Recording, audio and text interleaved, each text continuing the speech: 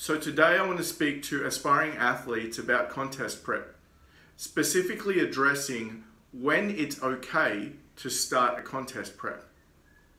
Now, I'm going to create some baseline criteria for that so that it gives you a clear indication of what to look for when you're considering your contest preps.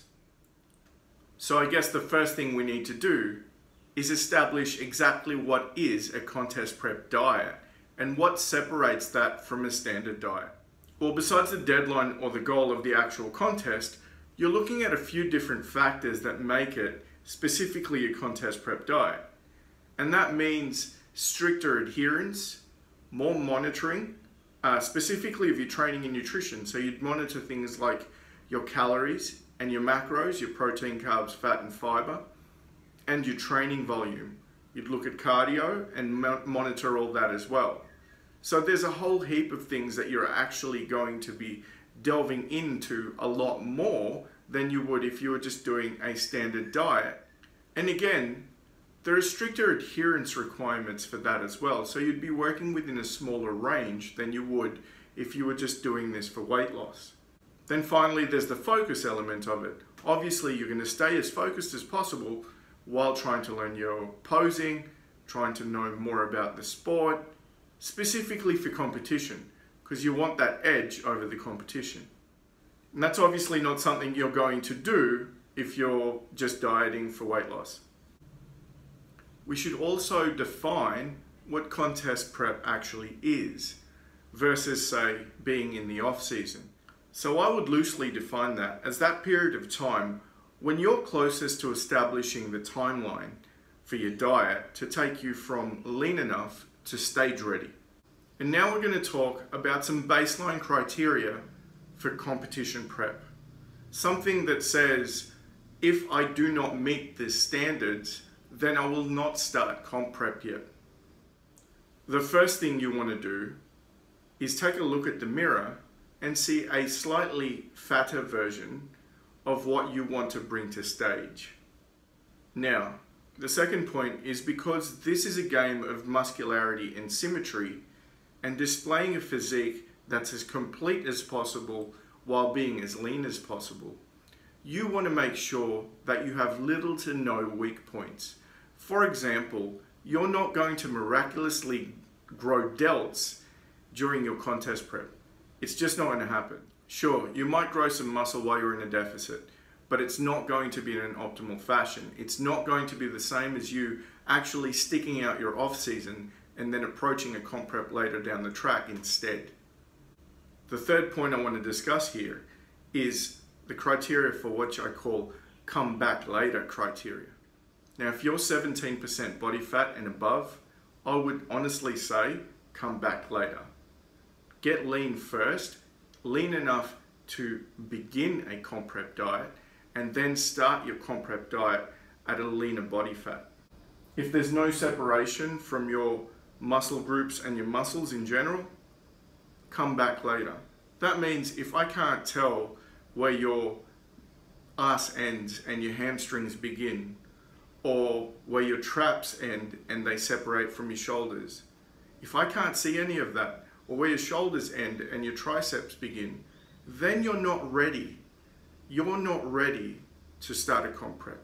You really should consider putting on more muscle first and then coming back later. Another thing is the V taper. Male or female, in contest prep, you need to have a reasonably good V taper.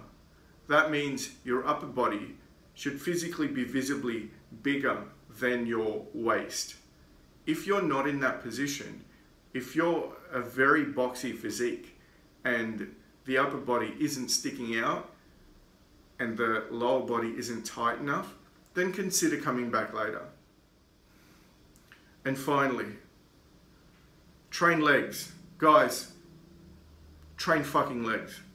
If your upper body looks great, but you've got toothpicks for legs, go back to the gym, spend some time in there and grow them.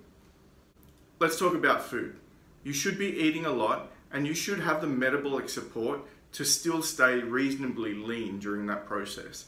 That means that you've got a healthy metabolism. If your capacity is so poor that you can't eat a lot without putting on fat, then you'll be dieting for such low numbers, it won't be worth doing.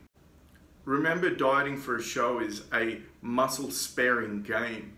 And to try and diet down from such low numbers, you're just going to eat into muscle stores. It's just going to be a waste. So if you don't have that capacity, stop your cardio, start your weight training, build some muscle, improve your metabolic capacity before you try and approach a comp prep. Another thing is basic knowledge of training, nutrition, and the sport. You don't know what a macro is? Come back when you do. You've only been training for 3 months and you haven't been lifting for that long? Come back after a while. And finally, with the sport, please don't come and ask to compete for a sport you don't know anything about.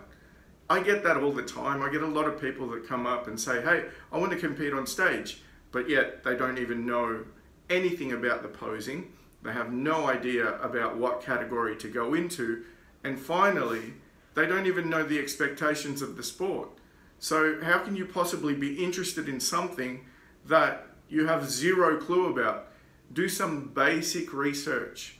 Find out a little bit about the federations. Find out a little bit about the competitions and the categories and what their requirements are.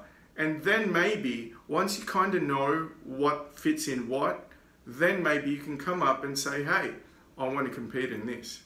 I've never ever gone into a sport without doing some basic research first. You don't want to start playing basketball if you don't even know what a free throw is. In much the same way, you shouldn't go into a bodybuilding comp and not know what a front double bicep is. Last point, you can't be crazy. Do you know what? I'm going to fill you in on a little secret. The sport of bodybuilding is not really great for body image issues. If you have body image issues, it doesn't improve it just because you get to stage. Quietly, I'll tell you now, it makes it worse. A lot of people come in here to this sport trying to make things better for themselves with the way they see themselves in terms of body image issues, and it's probably the worst thing you could possibly do.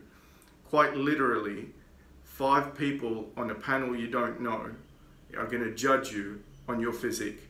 That's not going to be great for your morale if you already have body image issues or a possible eating disorder. So make sure that you've got that sort of stuff under control before you consider a comp prep. Okay guys, I'm Paolo from Athletic IQ.